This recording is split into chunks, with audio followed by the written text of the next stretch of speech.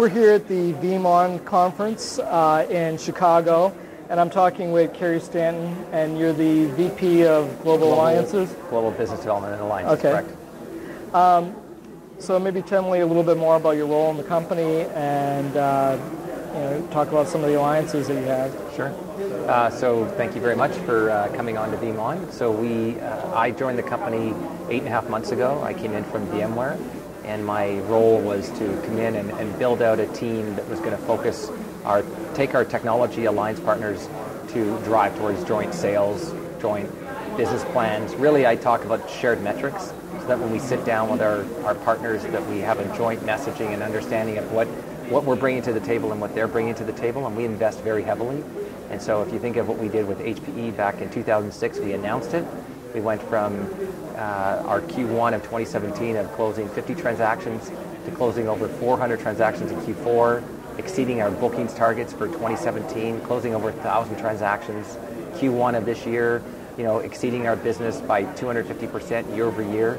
And what comes behind that is a huge investment. So we probably have 25 dedicated heads on HPE to drive that business. With Cisco, we launched in November of last year, and building a team around that, from dedicated BDMs, overlay sales teams to work with our enterprise sales teams globally, solutions architects, field marketing. We call that pod, right? So you got the HP pod. And it was coming in was to embrace the partnerships we had. Fortunate for me, there was a lot of work that was done, whether it was with Microsoft and VMware and HP.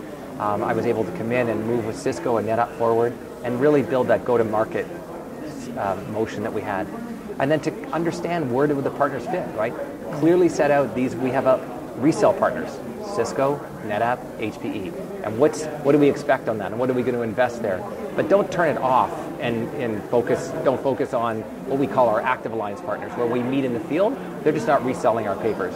So we have dedicated heads working in there, and segmented enterprise partners like Pure and Nutanix have dedicated field marketing support on those partners, and working with Infinidat and others to build out that ecosystem, and Exagrid, focusing on what we call our platform partners. So we land 82% of our workloads are on VMware.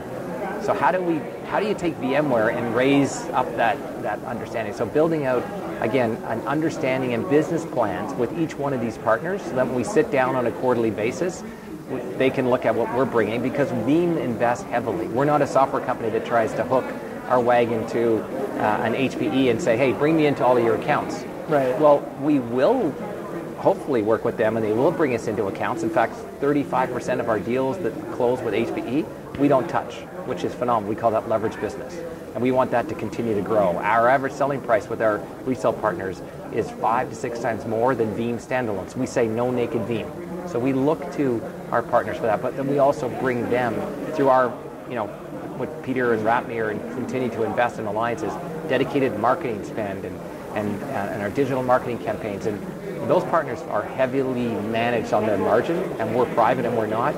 So we do this top heavy, and we look at a partnership to say, what would be great? And we invest at the great versus just starting off and working up MDF dollars. And traditional, you would have a crawl, walk, run. We try and get into a full stride.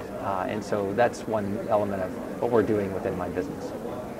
So with the demands on doing 50% growth, I believe is what you're looking to do year over year.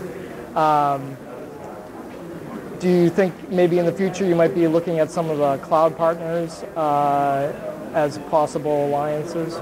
Yeah, so it's a good question. Right now we are already Microsoft's #1 co-sell partner on Microsoft Azure, and we announced that last year, and announced the integration with Microsoft Azure in May of last year, and we already became their #1 co-sell partner in the Americas 2 years in a row. So that's something that we're very proud of, and we have they're a premier sponsor, and they're here at the event. And that's supporting not native object storage. So that, I think, will only grow. We acquired, as you know, N2WS in January of this year. We're the #1 backup and replication partner on the AWS marketplace, which is phenomenal. So the fact that N2W is a wholly owned subsidiary of Veeam, we can take that understanding to build a deeper relationship. And we were just out in Seattle a few weeks ago, and that team at AWS sees Veeam's 300,000 enterprise, commercial, and SMB customers about to have an on-ramp to AWS, right, to that public cloud. And so Microsoft and AWS are looking to us as that once we have native object support for Blob or S3 storage, it's going to be open arms. So we're going to continue to invest heavily. We'll be working closer with partners like Google Cloud. That's something that will be very synergistic with our relationship with Cisco, because that's their cloud. They have a deep relationship with them. And then first and foremost, our existing partnership that we 1,000% year-over-year growth within IBM Cloud. We have over 35 IBMers here at this event.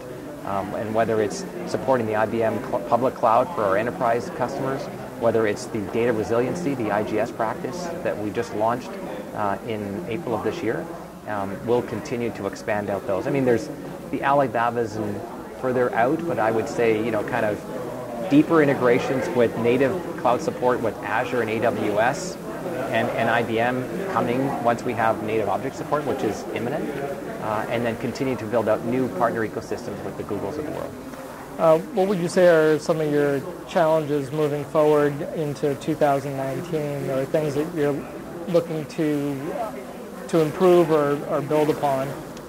I would say that it's not so much challenges as opportunities. At Veeam, there's, with 300,000 customers and growing at the rate that we're growing, it's what bet do you place, right? Mm-hmm. So it's about, it's not the challenges of how fast we're growing, it's to ensure that we continue to grow in the right areas.